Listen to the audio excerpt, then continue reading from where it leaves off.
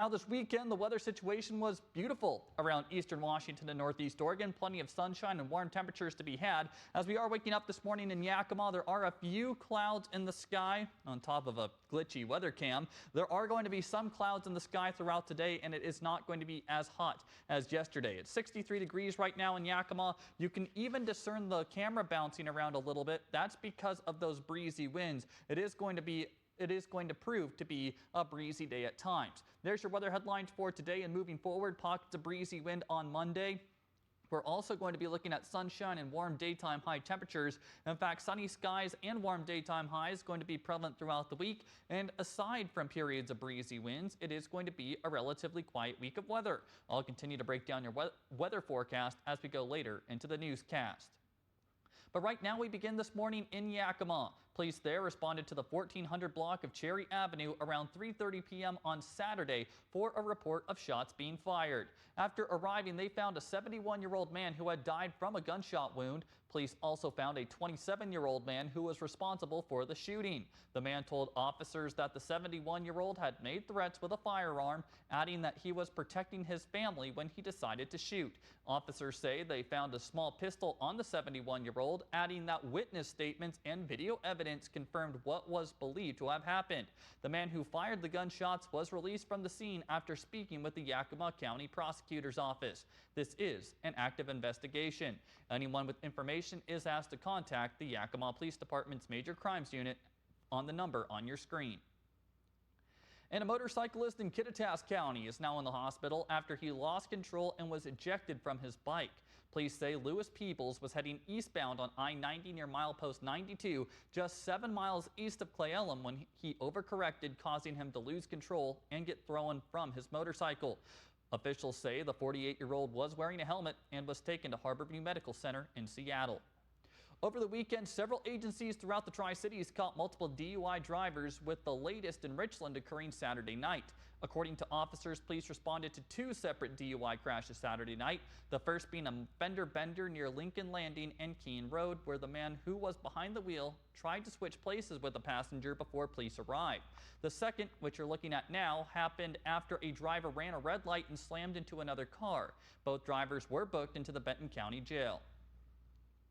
And police in Pasco are asking for your help. According to a Facebook post, Port of Pasco police officers are trying to identify the woman seen here on your screen. There's no word yet on why they're trying to figure out who she is, but if you recognized her, you're asked to call the number on your screen.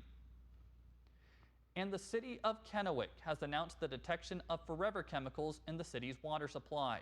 According to city leaders, PFAS chemicals recently showed up in tests. The chemicals are man-made, commonly used in special firefighting foam. According to the city's Public Works Department, they're looking into options to treat the water, but it does come at a cost. As you can imagine, $25 to $30 million in our budget is pretty significant and was not accounted for last year, so it's kind of out of the air and new. Obviously, that would likely go on to ratepayers in the form of a rate increase. City leaders say they're in the beginning stages of deciding how to tackle the problem, but in the meantime, they're advising certain people to drink water from other sources.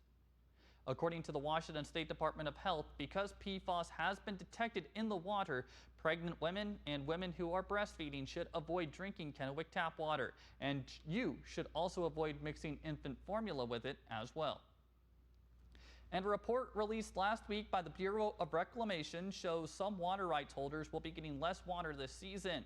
The March forecast had allocated 72% to junior and proratable water rights holders, but this has now fallen to 54% in the latest announcement from the Bureau of Reclamation. Because of this year's low snowpack levels and several years of dry winter weather, there are drought conditions across the Yakima River Basin. Both the Rosa and Kittitas irrigation districts as well as the Wapato irrigation project are also impacted.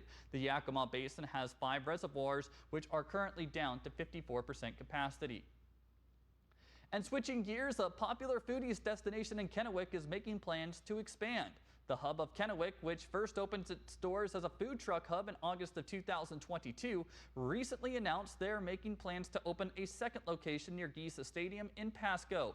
Leaders with the hub of Kennewick tell us the amount of support they've received from the community at their first location since opening has been overwhelming, and they want to be able to reach more people in the Tri-Cities. They add they're hoping to have the new location open in the spring of 2025.